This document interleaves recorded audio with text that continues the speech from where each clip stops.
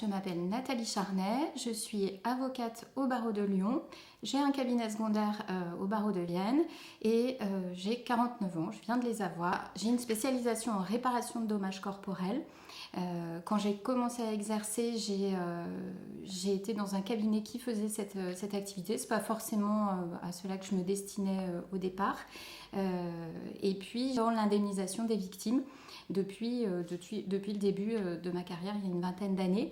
Et parallèlement, je fais également du droit de la famille. Donc j'accompagne les personnes dans leur séparation ou dans des événements un peu plus heureux comme par exemple l'adoption.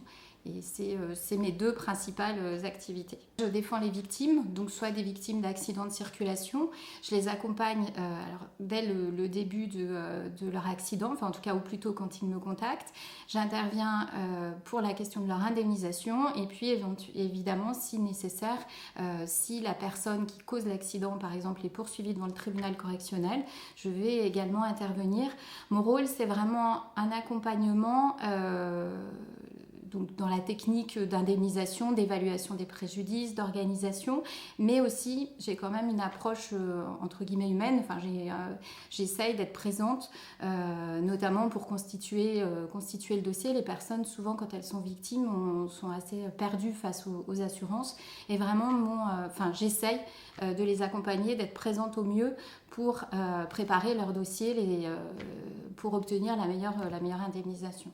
Le temps dépend souvent de la gravité de l'accident, puisqu'une victime, selon la gravité, ne pourra être indemnisée qu'au moment où son état sera stabilisé.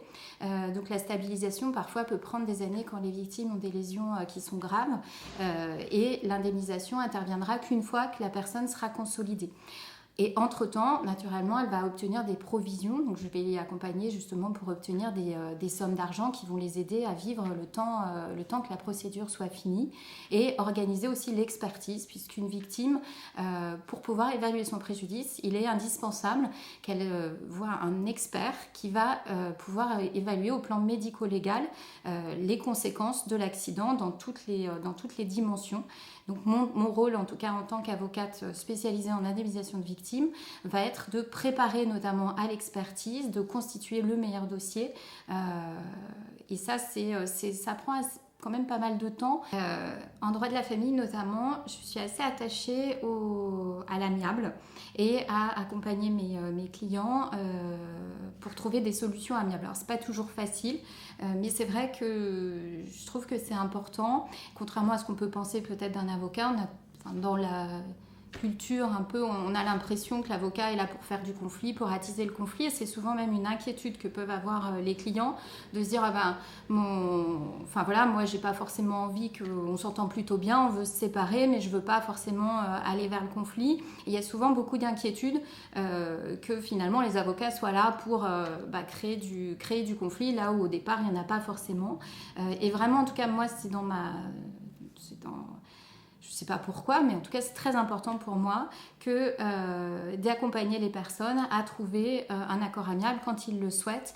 Et pour ça notamment je me suis formée en médiation il y a quelques années, donc je suis devenue médiateur. Je n'exerce pas tout à fait cette activité aujourd'hui, mais je continue à me former en ce sens avec notamment des techniques d'écoute, de communication qui aident les personnes à s'en sortir au mieux dans des situations qui sont souvent difficiles dans leur quotidien. Et moi ce que je dis toujours à mes clients, c'est à partir du moment où vous décidez de vous séparer, il peut y avoir des procédures qui sont extrêmement longues, mais est-ce que vous avez envie d'une procédure extrêmement longue alors même que vous faites le choix de rompre la relation?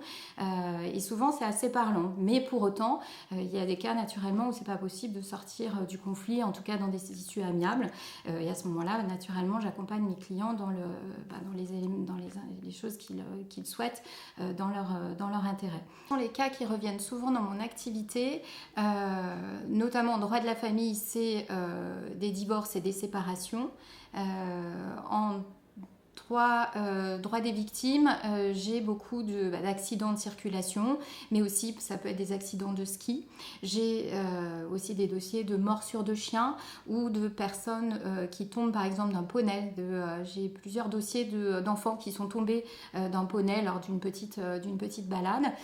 Et les parents notamment quand c'est des enfants, ont le droit de demander l'indemnisation de leur enfant qui a été blessé suite à la chute, notamment dans ces circonstances. Ce qu'on peut constater dans les séparations, c'est que moi je me dis jamais par exemple que mes clients divorcent et qu'ils devraient peut-être se laisser le temps. C'est ce qu'on entend parfois, qu'aujourd'hui il y a beaucoup plus de divorces. Ça, je pense qu'en effet il y a plus de divorces qu'il y a peut-être 50, 60 ans. Mais quand même, souvent les motifs de la séparation sont souvent légitimes, et on voit, et notamment c'est un peu les études des psychologues qui indiquent souvent qu'il est préférable pour des enfants d'avoir des parents qui soient séparés plutôt que des enfants qui vivent au milieu d'un conflit parental qui est parfois lourd. Et c'est vrai qu'on peut constater quand même qu'il y a plus de divorces, mais c'est vrai que c'est assez rare que je me dise que les personnes auraient peut-être pu se donner la chance. Alors, qu'est-ce qui m'a amenée à vouloir être avocate, et notamment en droit des victimes et en droit de la famille? Alors, vouloir être avocate, c'est vraiment quelque chose que j'ai toujours voulu faire, et j'ai eu la chance, pas que de la chance, c'est aussi du travail, de réussir le concours d'avocat, enfin en tout cas mes études d'avocat. Ça n'a pas été facile, je n'étais pas forcément une élève très brillante, mais avec la volonté, j'y suis arrivée. Et en droit de la famille, ça a toujours, ma clientèle finalement, c'est faite au fil de l'eau quand je me suis installée il y a une vingtaine d'années. Et en droit des victimes, c'est vraiment mon premier stage au sein du cabinet Arcadio, qui est avocat à Lyon, que j'ai découvert cette matière, qui est une matière qui est très peu étudiée finalement à l'université, et qui est une matière assez technique, que j'ai donc appris au sein du cabinet Arcadio, et j'ai assez rapidement passé la spécialisation. Et aujourd'hui, c'est une grande partie de mon activité avec le droit de la famille. Alors, moi, mes clients, ça va être les particuliers qui sont soit victimes d'un accident, soit victimes d'une infraction, et aussi les particuliers qui vont avoir soit un conflit familial, soit éventuellement en droit civil, un problème. Mais c'est vrai que je n'interviens pas du tout en droit des sociétés, je n'interviens pas dans le milieu du droit des affaires, c'est vraiment ciblé pour les particuliers. Alors, mon parcours, c'est j'ai fait mes études à Lyon, en banlieue lyonnaise. J'ai eu un bac scientifique, un bac C, qui à l'époque s'appelait C, qui maintenant est un bac S, je crois, et encore ça va peut-être changer. Donc j'ai eu un bac scientifique parce qu'à l'époque, alors moi, ma famille n'est pas du tout dans le milieu d'avocat, et c'est vraiment la profession que je voulais faire depuis que je crois que j'avais une dizaine d'années. Je me disais je voulais être avocate, et on m'avait dit c'est pas mal de faire un bac scientifique parce que ça donne une logique qui peut aider après pour faire ces études de droit. Donc c'est pour ça que j'ai fait ce bac scientifique que j'ai obtenu donc en 92, et après je suis rentrée à la faculté Lyon 3. J'ai redoublé ma première année, qui est une année qui est quand même assez difficile parce qu'il faut s'immerger dans des nouvelles méthodes. Et puis après, j'ai obtenu donc une maîtrise qui maintenant s'appelle Master 1 en carrière judiciaire. Et vraiment, ma volonté après mes années d'études a toujours été donc d'être avocate. Et donc, j'ai passé l'examen d'entrée à l'école d'avocat, qu'on a le droit de passer que 3 fois. Et bien, j'ai dû le passer 3 fois pour réussir. Et ça a été assez difficile. La dernière année notamment, aller passer l'examen quand on veut faire ça et sans être sûr de le réussir, ça a été... il a fallu de la volonté pour y arriver, des heures de révision et vraiment un gros bonheur de réussir. C'est fou, hein, ouais.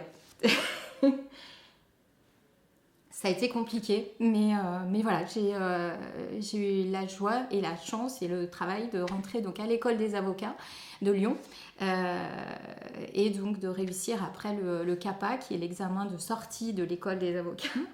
Et donc après, j'ai intégré la profession. Avec un grand bonheur, et 20 ans après, j'ai toujours la même envie, et j'ai eu la chance de faire ce métier. La question que me pose ma fille parfois, qu'est-ce que tu fais dans la vie maman?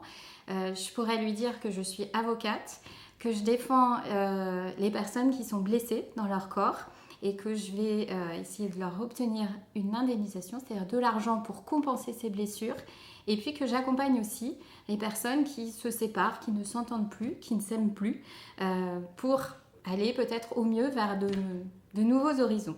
Alors, au plan professionnel, vraiment, j'ai vraiment une passion pour mon métier.